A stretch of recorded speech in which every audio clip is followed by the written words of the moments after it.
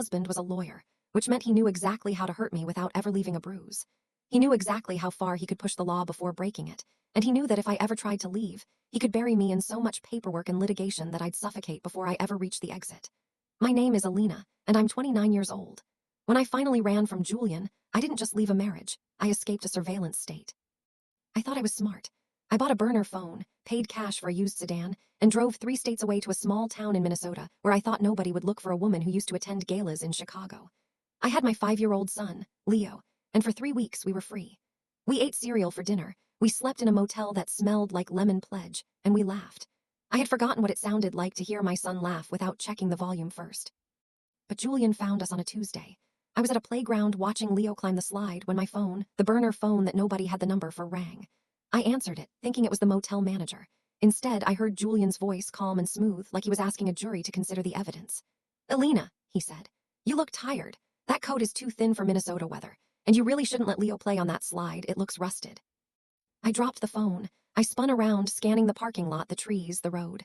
There was nobody there, just a black SUV with tinted windows idling 2 blocks away. By the time I grabbed Leo and ran to our car, the SUV was gone. But the message was clear. I see you. I own you. You can never leave. I went to the local police station, shaking, holding Leo's hand so tight his knuckles were white. I told the officer at the desk that my husband was stalking me. I told him he had found me across state lines. The officer looked at me with tired eyes and asked if he had threatened me physically. I said no. He asked if he had violated a restraining order. I said I didn't have one yet because Julian was a partner at the biggest firm in Chicago and had blocked every motion I filed. The officer sighed and told me it was a civil matter. "Go home, ma'am," he said. "It's not a crime for a husband to know where his wife is." I went back to the motel and started packing, terrified, knowing I had nowhere left to go. That's when the knock came at the door. I didn't answer it. I grabbed the lamp from the bedside table, ready to swing it, and stood in front of Leo. "Alina Vance," a deep voice came through the wood. "My name is Special Agent Mark Reynolds with the FBI. Open the door." I didn't open it. "I'll call the police," I screamed. "I've already spoken to the police," the voice said, calm and steady. "They told me they turned you away. I'm not here to turn you away. Your husband triggered a federal flag when he accessed a protected database to find your location. We know he's tracking you. We want to help." I opened the door 3 inches, keeping the chain on. Mark was standing there. He was huge, easily 64, with broad shoulders that filled the doorframe and a stillness about him that felt like a held breath. He wasn't wearing a suit. He was in jeans and a heavy tactical jacket, his badge hanging from his belt. He looked exhausted, his eyes dark and serious, but he held his hands up where I could see them. "You're safe," he said. "I'm not going to let him near you." That was 6 months ago. I didn't know then that Mark Reynolds would become the only thing standing between me and a prison cell, or worse. They moved us to a safe house that night. Mark explained the law to me in the car. He told me that because Julian had used specialized software to track me across state lines, he had committed interstate stalking under 18 U.S. Code Section 2261. It was a federal crime. The FBI had been building a case against Julian's law firm for months regarding wire fraud, and his obsession with me had just handed them the leverage they needed. But they needed me to testify. And until the indictment came down, I was a target. The safe house was a cabin in the middle of nowhere, surrounded by snowy woods.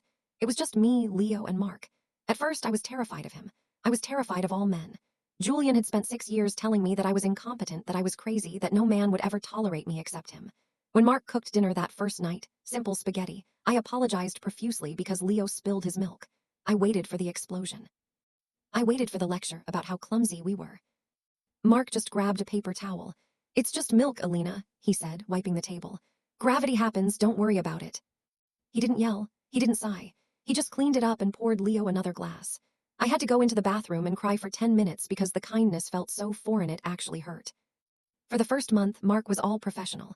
He slept on the couch by the front door with his weapon within reach. He checked the perimeter every hour. He spent hours on his secure laptop, communicating with his field office, building the digital forensic trail against Julian. But the cabin was small, and the winter was cold, and slowly, the walls between us started to crack. I watched him with Leo. Julian had treated Leo like a prop, perfect for family photos, but a nuisance in real life. Mark treated Leo like a person. He taught Leo how to build a fire.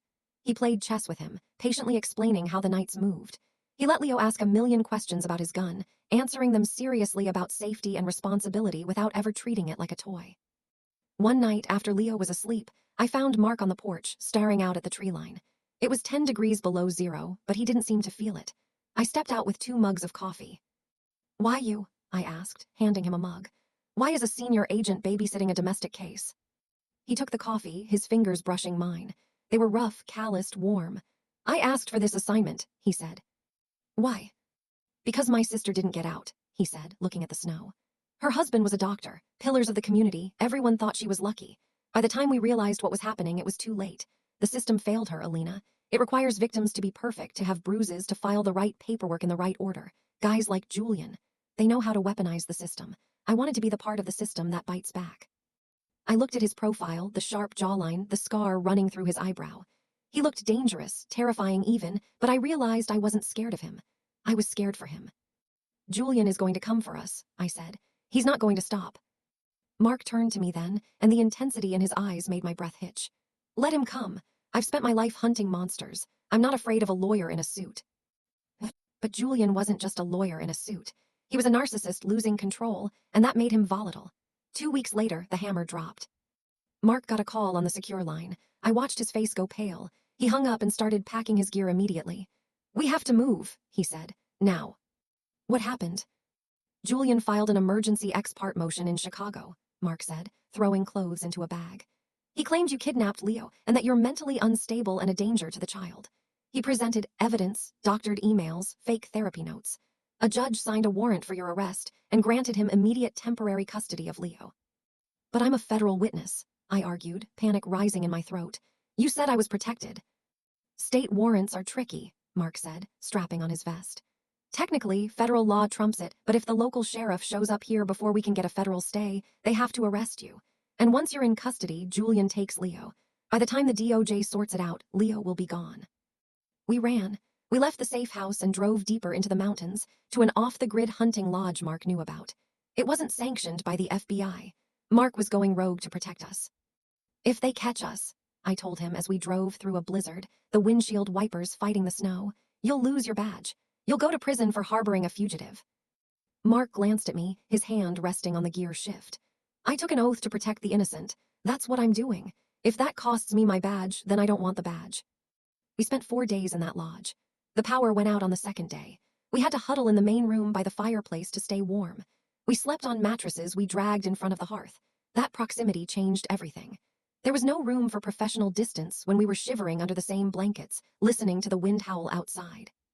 On the third night, Leo was asleep between us. Mark was cleaning his weapon by the firelight, the rhythmic click-clack of the slide the only sound. I watched him. I watched the way the firelight played on his face, the focus in his eyes. You know, I whispered, Julian told me I was unlovable. He said I was too much work, too emotional, that I was damaged goods. Mark stopped cleaning the gun. He set it down and looked at me. Julian is a liar, he said, his voice low and rough. You're the strongest woman I've ever met. You escaped him. You kept your son safe. You're holding it together in the middle of a nightmare. That's not damaged, Alina. That's iron. He reached out and touched my cheek. His thumb traced my jawline. I leaned into his touch, starving for it. When this is over, he whispered, when you're safe and I'm not your handler anymore, I'm going to take you to dinner, and I'm going to show you how a man is supposed to treat you. Promise? I asked. I never break a promise. The next morning, the silence of the woods was broken by the sound of a helicopter. Mark was up instantly. He grabbed his rifle and checked the window. They found us, he said. Not the sheriff, it's Julian. How? He must have put a hardwired tracker on my vehicle back at the safe house. He's been tracking me. Mark turned to me, his face set in stone. Alina, listen to me. Take Leo. Go into the root cellar. There's a heavy latch. Do not open it unless you hear my voice. Do you understand? What are you going to do? I'm going to end this. I hid in the cellar with Leo, clutching him in the dark, smelling the damp earth. I heard cars pull up on the gravel. I heard shouting. I heard Julian's voice, arrogant and loud. Agent Reynolds, Julian shouted. I know she's in there. I have a court order and a private security team authorized to retrieve my son. Step aside. I pressed my ear to the wooden door. You're trespassing on federal property, Mark's voice boomed back. He sounded calm, terrifyingly calm. And you are attempting to intimidate a federal witness. She's not a witness, she's a fugitive, Julian laughed. And you're an accomplice. I'll have your badge, Reynolds, I'll have your pension. I'll make sure you die in a cell. Now give me my son. There was a silence. Then I heard Mark speak, lower this time. You tracked a federal vehicle, Julian. You crossed state lines to confront a protected person, and you brought armed men to a federal agent's location. So what? Julian sneered. I have the law on my side. No, Mark said. You had the state law, now you have me. I heard a click, then a massive booming sound, flashbangs, then screaming, then the sound of sirens, dozens of them, coming up the mountain road. Mark hadn't gone rogue. He had set a trap. He knew Julian would track him. He knew Julian couldn't resist coming himself to claim the victory. Mark had led him here, to a remote location, and waited until Julian committed a felony in front of a wire. I pushed the cellar door open and ran outside. The driveway was chaos. An FBI SWAT team was swarming the property. Julian's private security guys were on the ground in zip ties. And there, in the middle of it all, was Mark. He had Julian pressed against the hood of his fancy Range Rover, handcuffs clicking into place. Julian saw me, his face twisted into something ugly, something demonic. "Alina," he screamed. "You can't do this. I own you. You're nothing without me." Mark spun Julian around and leaned in close to his ear. I don't know what he said, but Julian went pale and stopped struggling. Mark shoved him into the back of a squad car and slammed the door. Mark turned and walked toward me. He was breathing hard, his hair messy, dirt on his jacket. He looked like a warrior. He stopped in front of me, checking me for injuries with his eyes. "Are you okay?" he asked. "You used us as bait," I said, trembling. "I used me as bait," he corrected. I knew he'd come for me if he thought I was the only thing standing in his way. I had a wire on the whole time. We got him on witness tampering, assault on a federal officer, and stalking. He's not getting bail this time, Alina. It's over. I collapsed into him. He caught me, his arms wrapping around me like a shield. For the first time in years, I really let go. I sobbed into his tactical vest, and he just held me, his hand stroking my hair, whispering that I was safe, that he had me, that he wasn't letting go. The trial was 3 months later. It was the hardest week of my life. I had to sit on the stand and detail 6 years of psychological torture.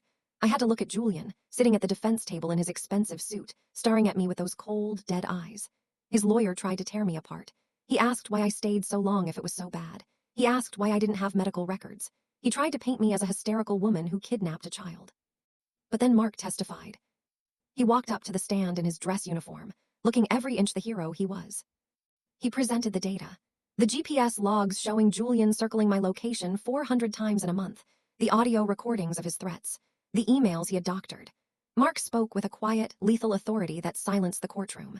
He dismantled Julian's defense brick by brick. When the verdict came in, guilty on all counts, sentenced to 20 years in federal prison, I didn't cheer. I just exhaled, a breath I had been holding for 6 years. I walked out of the courthouse into the bright sunlight. The media was there, but the marshals kept them back. Mark was waiting by his car, leaning against the door, his sunglasses on. He wasn't my agent anymore. The case was closed. I walked up to him. My heart was pounding harder than it had when I was running from Julian. "So," I said, "you're officially off the clock." He took off his sunglasses. His eyes were warm, crinkling at the corners. "Officially. Does that mean the promise you made in the cabin is valid?" Mark smiled. "I told you I never break a promise." We went to dinner that night, a quiet Italian place. He pulled out my chair. He asked me what I wanted to eat. He listened when I talked. He looked at me like I was precious, not like I was property. It's been a year since that day. Julian is in a maximum security facility in Terre Haute. Leo is in 1st grade and thinks Mark is the coolest human being on the planet because he knows how to throw a spiral and lets Leo wear his sunglasses. We live in a house with a big yard now, a house with an alarm system that Mark installed himself, though we rarely turn it on. I still have bad days. I still flinch when a door slams too loud. I still have nightmares that Julian got out. But then I wake up, and I feel the heavy arm draped over my waist, the steady rhythm of Mark's breathing beside me, and I know I'm real. Last week we were at the grocery store. I saw a man who looked like Julian from the back, same haircut, same coat. I froze. My breath caught in my throat. I started to panic, the old terror flooding back. Then I felt a hand on the small of my back. Huge, warm, steady. "I've got you," Mark's voice rumbled in my ear. "He's gone, you're here, we're okay." I looked up at him, my protector, my partner, the man who broke every rule to save me. I took a deep breath, leaned into his touch, and walked down the aisle. I wasn't the victim in the file anymore. I was Alina, and for the first time in my life I was free.